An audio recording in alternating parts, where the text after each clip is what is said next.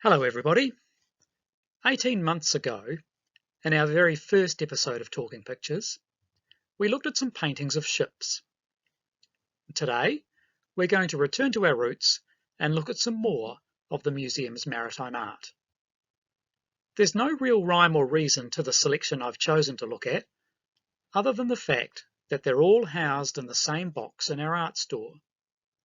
So let's lift the lid on that box and have a look at what's inside. We begin with a couple of pictures by Walter Gom, who, like the subject of our first episode of Talking Pictures, Captain Thomas Robertson, was a sailor as well as an artist. A couple of months before his death in Dunedin in December 1928, the Otago Daily Times newspaper interviewed the old salt about his life. He first went to sea in August 1873 when he was 16 years of age. But before that, had spent several years studying at London's South Kensington School of Art and Drawing. There, he initially intended to learn to create illustrations of animals, but then turned his attention to maritime subjects.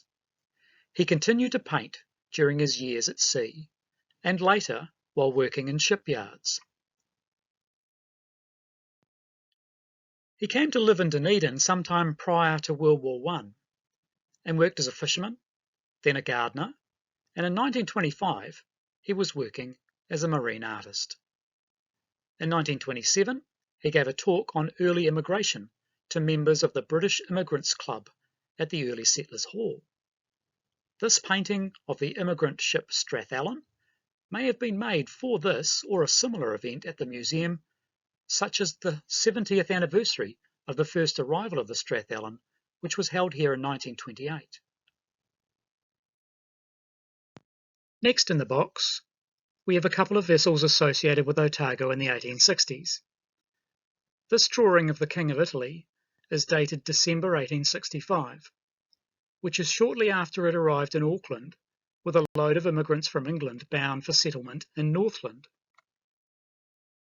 But the King of Italy also brought gold miners to Otago from Melbourne in October 1861. That voyage was indicative of the pulling power of gold. The ship arrived here on the 11th of October 1861 with 329 passengers. All those passengers got off, and the ship departed the same day with no passengers bound in the opposite direction. Our second vessel associated with the gold rushes is the Sevilla. This ship made 3 voyages to New Zealand, arriving at Otago in 1859, Auckland in 1861, and Port Chalmers for a second time in 1862. Around half the passengers on its second trip to Otago were maidservants, part of an Otago Provincial Council scheme to recruit 1,200 young single women from Britain to meet its shortage of domestic servants and redress the gender balance in Otago's male-dominated gold rush towns. In 1913, a reunion of passengers from the 1862 voyage was held at the museum. 78-year-old William Hyatt was one of those former passengers who attended the event. He painted this likeness of the ship from memory around the time of the reunion, and the painting was then presented to the museum by the reunion committee. This ship, the Rotomahana, was part of Dunedin's Union Steamship Company fleet from 1879 when it was built until 1925. This painting of the Rotomahana when it was new is by draftsman, engineer and artist Lewis Neville. Lewis Neville arrived in New Zealand in 1876. He initially settled in Dunedin and was soon exhibiting with the Otago Art Society. He was also a member of an Otago rugby team, which was the first to tour New Zealand. In 1879, he moved to Christchurch and then went back to live in England. But in 1916, he returned to New Zealand and settled in Timaru, where he died in 1919. There's another painting of the Rotomahana in the box. This one's presumably later than the first, as the artist Frank Barnes of Wellington is thought to have only come to New Zealand in the 1890s. Here we have the old powder hulk, aka the bark Delaware, which was moored at Vauxhall for many years, once its seagoing days were over. At Vauxhall it was initially used as a powder hulk, but then leased by a Mr. West, who turned it into a residence.